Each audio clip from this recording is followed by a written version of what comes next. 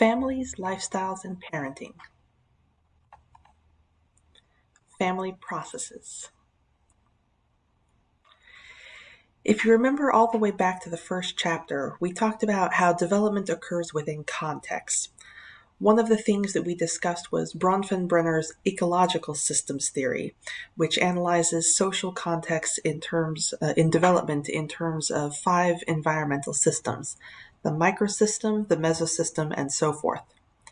The microsystem is the setting in which the individual lives, such as their family, their peers, their school, their workplace, etc. The mesosystem consists of links between the microsystems, such as the interactions between your families and your peers.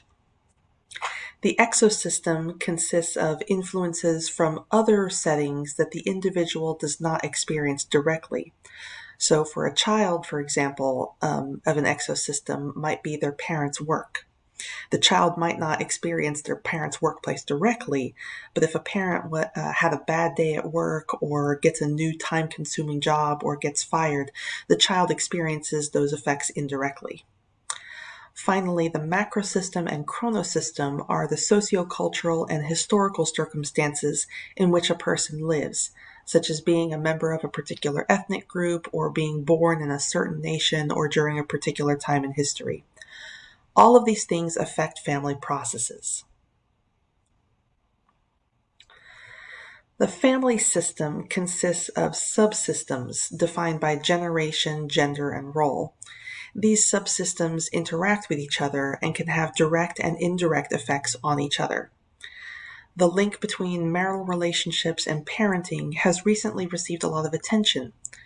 The most consistent findings are that, compared with unhappily married parents, happily married parents are more sensitive, responsive, warm, and affectionate towards their children. It kind of goes to that old expression, if mama ain't happy, nobody's happy. It's the same general idea of how the well-being of one family member or one member of a subsystem can affect the well-being of other members of that subsystem. Thus, a positive family climate for children and adolescents involves not only effective parenting, but also a positive relationship between parents, whether they are married or divorced. Family development does not occur in a vacuum. Important sociocultural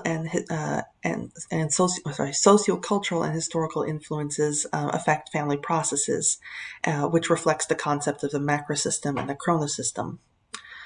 One major change in the United States is the dramatic increase in immigration of Latino and Asian families.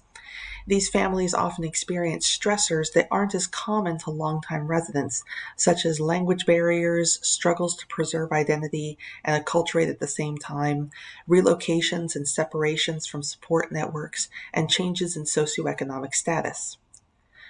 Other changes that we're seeing at the macro and chronosystem levels are that older adults have lost some of their socializing role in the family as children often move far away. Families moving from farms and small towns to urban and suburban settings where they might not have the same level of family or neighborhood support that they used to. Families are now more likely to move multiple times and all over the country, uprooting children from their school and peer groups as parents are transferred from job to job. Children are spending more time watching TV or videos or using computers instead of interacting directly with their parents or peers. And a general dissatisfaction and restlessness is giving rise to a greater tendency to divorce and remarry.